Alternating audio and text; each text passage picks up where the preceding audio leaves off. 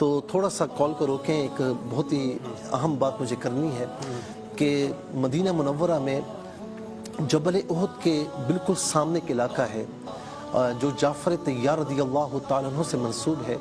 یہاں پر قبلہ اشکار بھائی خاتون ہیں جن کو میں ماں کہتا ہوں، اور میری والدہ محترمہ نے ان کے بارے میں یہ کہا، ان سے ملاقات بھی ہوئی تو کہا کہ جس طرح تم مجھے ماں کہتے ہو اس طرح یہ بھی تمہاری ماں ہے.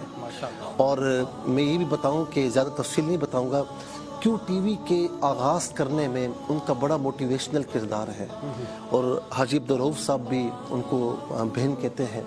بہت ہی نیک عابدہ زاہدہ خاتون ہے اور بڑی محبت والی ہے، اور اتنی عاشق رسول ہیں اشکار بھائی کہ میں آپ کو بتا نہیں سکتا، اتنی عاشق رسول ہیں. انہوں نے مجھے بتایا کہ بچپن سے میری ایک تمنا تھی کہ مدینہ منورہ میں رہوں، تو آج وہیں پر تشریف فرما ہے.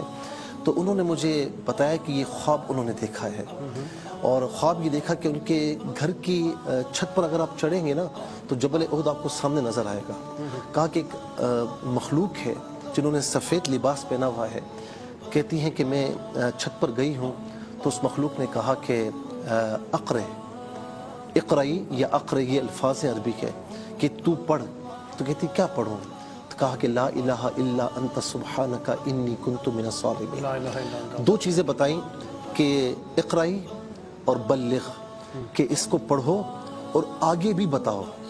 کہتی ہیں کہ چونکہ میں نے یہ پورا منظر بڑا یعنی واضح دیکھا ہے اور مجھے یہ حکم ہوا ہے کہ میں اسے آگے پہنچاؤں، تو کہا کہ میں تمہیں بتا رہی ہوں کہ اس وقت زہر کرونا وائرس ہے مدینہ منورہ میں بھی، مکہ مکرمہ میں بھی، پورے عالم دنیا میں اس وقت انسان پریشانی کے عالم میں ہے اور یہ رکنے کا نام نہیں لے رہا. ویکسینز آپ کو پتہ ہے کہ اب تک تیار نہیں ہوئی، ٹھیک ہے نا. آگے ہمیں سارے راستے بند نظر آ رہے ہیں، جہاں سارے راستے بند ہوں تو وہاں ایک ہی راستہ ہے، اللہ رسول کا راستہ، وہ کھلا ہوا ہے. تو یہ لا الہ الا انت سبحانک انی کنت من الظالمین، یہ آیت کریمہ ہے. یونس علیہ السلام نے اس سے پڑھا تھا تو مچھلی کے پیٹ سے باہر تشریف لائے تھے، کوئی راستہ نہیں تھا لیکن آ گئے. تو آج انشاءاللہ اگر ہم کہتی ہیں کہ میں نے پوچھا کتنی تعداد میں پڑھوں تو کہا یہ نہیں بتایا، کہا کہ اقرئی پڑھ اور بلغ اسے آگے پہنچا. تو اس وقت انہوں نے کہا کہ میں یہ خواب بیان کر رہی ہوں تو اسے پوری دنیا میں سنائیے.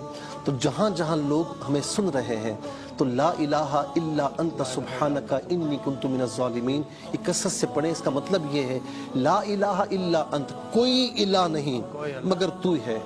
لا الہ الا انت سبحانکا، تجھے پاکی ہے، انی کنت من الظالمین، میں ظلم کرنے والوں میں سے ہوں.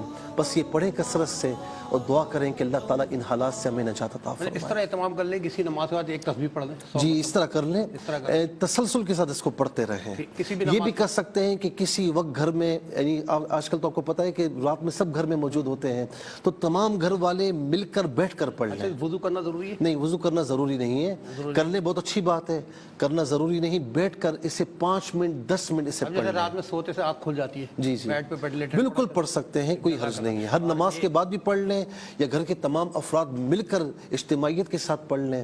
جس طریقے